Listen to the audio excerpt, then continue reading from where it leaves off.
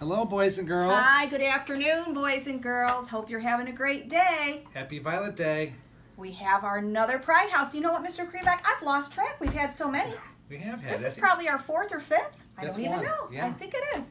Well, today we have 4 areas of our building that we're going to talk about for our Warrior Pride expectations. And the first one, which I think all of our students already know, is the classroom. And I think one of the first things we talk about in almost all of our Warrior Pride expectation areas is always keeping our hands, feet, and objects to ourselves. And I think we've been learning about that probably since kindergarten. Yep. And sometimes we call it safe hands. Keeping Correct. safe hands Correct. at school. Right. And I think we always are talking about being kind to our friends, listening to others, taking care of materials.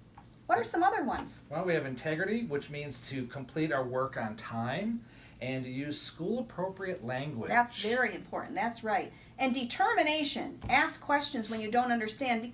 A lot of times I don't understand things. I have to ask questions, right? Yeah, try your best and don't give up. That's right. And being engaged, that means listening when others are speaking, asking and answering questions. And what's the last one there? Listening to other people or other friends' ideas. That's very important. And some of these same classroom expectations are the same in our next area, which is the library. The library, we also must keep our hands, feet, and objects to ourselves. Safe hands. And we also talked about materials in the classroom. There's a lot of materials in the library, right? Yep, we have to make sure we take care of them so other friends can use them and check them out. And one of the things we have to do when we take a book out is we have to bring it back and return it to the library. If we don't have them returned, we won't have any more books. And also, what do we do when we go in there? We don't know what kind of book to get. We need to make sure that we're choosing a book that is at our reading level, our Lexile range. That's right. And our teachers can help us with always that. help us out. And when you go to the public library, you can choose books at the public library that are at your reading level too. What does that mean, though, when you choose a book at your reading level? Why can't I choose a book that's higher than my reading level? Sometimes we can, because that would challenge us. Okay. I think sometimes it's important to have a book at our reading level, to have a book that might challenge us, maybe even nonfiction books that are interesting. Because we learn lots of facts. If it's too high, the words would probably be too hard for us to read. And then we might not understand. That's right. Well, our third area that we're going to talk about today in our Pride House meeting is use of our iPads. iPads. I think our children are so lucky here at Gillis-Sweet to all have an iPad. Yep. I don't know many other elementary schools that have students with iPads. So we have to make sure that we're taking extra good care of our iPads, that we're keeping the lid closed until our teacher tells us to open it or to use our iPads. I know I see students in the hallway, don't you? Absolutely. Making sure, how do we carry our iPads? Always using 2 hands. And they have to be closed. And the lid That's closed. right. What about searching for things on our iPads? Yeah, we want to make sure that we're always only searching school-appropriate things. Because our iPads are tools, not toys. That's right.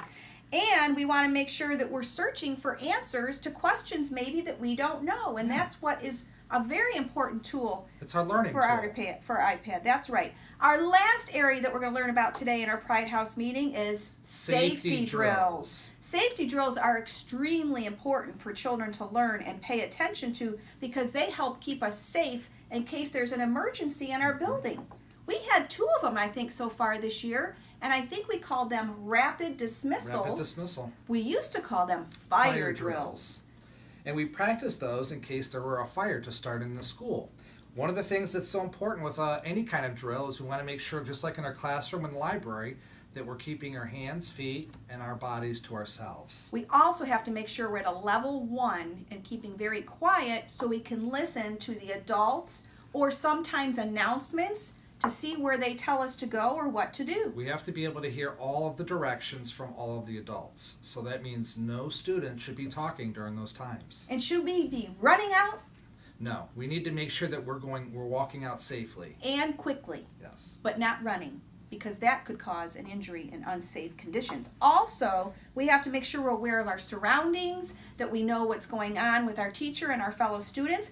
I have an idea.